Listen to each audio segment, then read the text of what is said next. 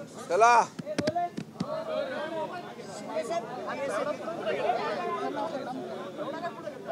भाई आज बीएसएनएलचा कार्यक्रम झालाय, तुम्ही त्यांच्यात असं म्हणालात की थोडा उशीर झाला, पण आता अत्याधुनिकमध्ये ते जात आहेत. काय नेमकं असं वाटतंय आता पुढे की बीएसएनएल मोठं होईल? खरं म्हणजे आज BSNL 4G नेटवर्कचा शुभारंभ झालेला आहे.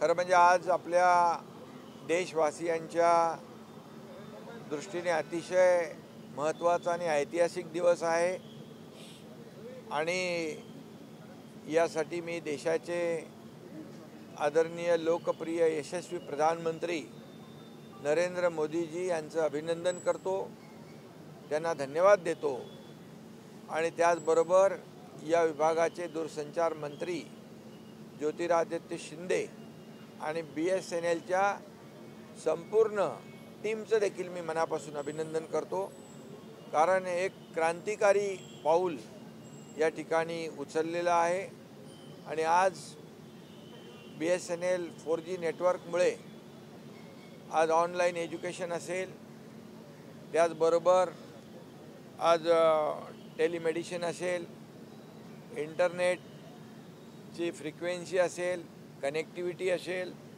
टुरिझम असेल, वर्क फ्रॉम होम असेल आणि त्याचबरोबर ज्या सर्व्हिसेस आहेत त्या देखील त्याच्यामध्ये देखील आमूलाग्र बदल होणार आहे आणि खऱ्या अर्थाने ग्रामीण भागामध्ये जी एफिशियन्सी वाढणार आहे.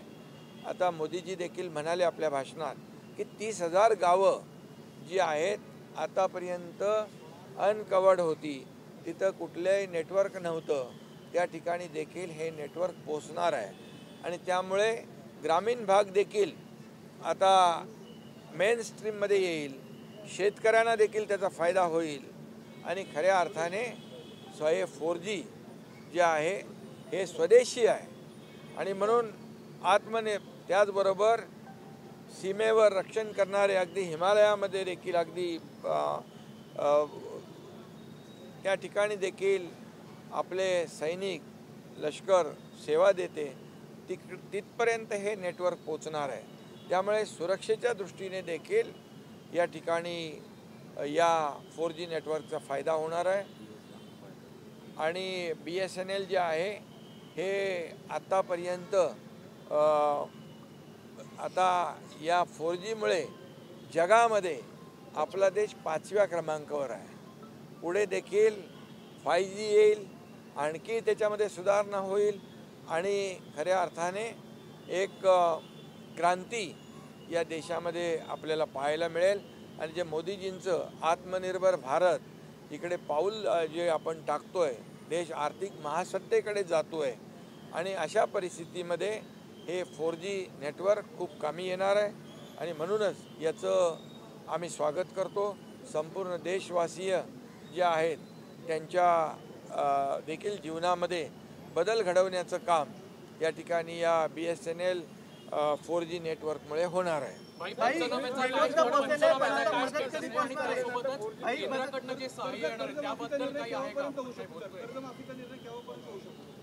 यामध्ये झालेलं शेतकऱ्यांचं मराठवाडा, विदर्भ, उत्तर महाराष्ट्र इथं जिथं जिथं नुकसान झालं ते मोठं नुकसान आहे. मराठवाड्यात खूप जास्त नुकसान झालेलं आहे आणि मुख्यमंत्री स्वतः, मी स्वतः, अजितदादा आणि आमचे सगळे मंत्री स्वतः त्या शेतकऱ्यांच्या बांधावर जिथं जिथं नुकसान झालं तिथं आम्ही पाहणी केली, डोळ्यांनी पाहिलेलं आहे आणि नुकसान मोठं आहे, संकट मोठं आहे. अशा परिस्थितीमध्ये शेतकऱ्यांच्या, बळीराजाच्या मागं उभं राहण्याचं काम सरकार करेल. आता बळीराजाच्या आमच्या माय भगिनींच्या डोळ्यामध्ये अश्रू आहेत आणि ते अश्रू पुसण्याचं काम करण्याची जबाबदारी सरकारची आहे आणि त्यामुळे सरकार यामध्ये पूर्ण गंभीर आहे. मुख्यमंत्री आणि आम्ही सर्वजण या बाबतीमध्ये एक शेतकऱ्यांच्या बाजूचा निर्णय नक्की घेऊ. त्याला यावेळेस अटी शर्ती ज्या आहेत त्या आपल्याला शिथिल कराव्या लागतील, काही बाजूला ठेवाव्या लागतील, परंतु शेतकऱ्यांच्या मागं उभं राहण्याचं काम या ठिकाणी सरकार नक्की करेल, निश्चितपणे करेल. केंद्राकडे देखील जेव्हा गृहमंत्री अमित शाह साहेब मुंबईत आले होते त्यावेळेस मी होतो, मुख्यमंत्री देवेंद्रजी होते, आम्ही दोघांनी त्यांना निवेदन दिलं की संकट मोठं आहे आणि अशा परिस्थितीत जेव्हा जेव्हा संकट मोठं आलं तेव्हा केंद्राने मदतीचा हात पुढे केलेला आहे आणि म्हणून त्यांच्याकडे देखील आम्ही मदतीच्यासाठी मागणी केलेली आहे, पत्र दिलेलं आहे। काल देखील मुख्यमंत्री स्वतः आदरणीय देशाचे प्रधानमंत्री नरेंद्र मोदीजी यांना भेटलेले आहेत, त्यांनी देखील त्या ठिकाणी निवेदन आणि मागणी दिलेली आहे। आणि मला वाटतं की राज्य सरकारची तर जबाबदारी आहेच, राज्य सरकार कुठेही हात आखडता घेणार नाही, परंतु केंद्र सरकार देखील मोदीजी देखील नेहमी शेतकऱ्यांच्या पाठीशी उभे राहिलेले आहेत, यावेळेस देखील पाठीशी उभे राहतील।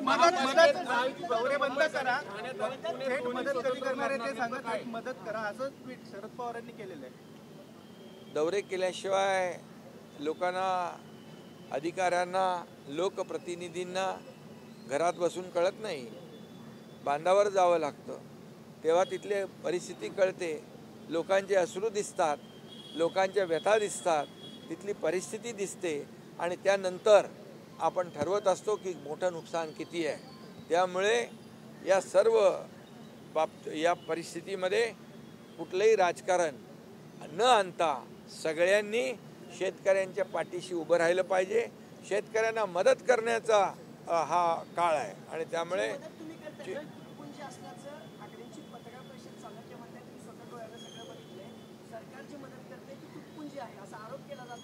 असं मदत करण्याचं, जी तात्काळ मदत देण्याचा निर्णय जे आहे ते आपण देतोय।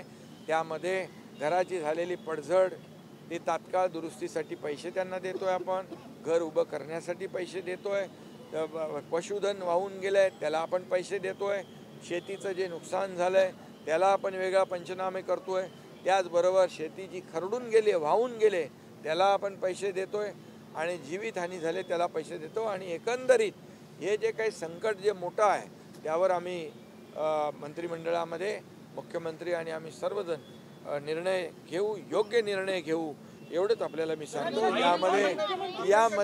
यामध्ये कुणीही राजकारण करण्याची आवश्यकता नाही, ही वेळ राजकारण करण्याची नाही, शेतकऱ्याच्या मागे उभे राहण्याची ही वेळ आहे।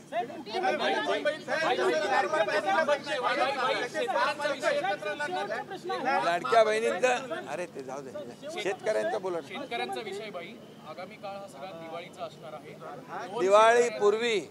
दिवाळीपूर्वी शेतकऱ्यांच्या हातात पैसे मिळाले पाहिजे अशी सरकारची भूमिका आहे। ज्या माध्यमातून शेतकऱ्यांना जास्तीचा फायदा होईल ते माध्यम या ठिकाणी सरकार अवलंबेल, एवढंच मी आपल्याला सांगतो।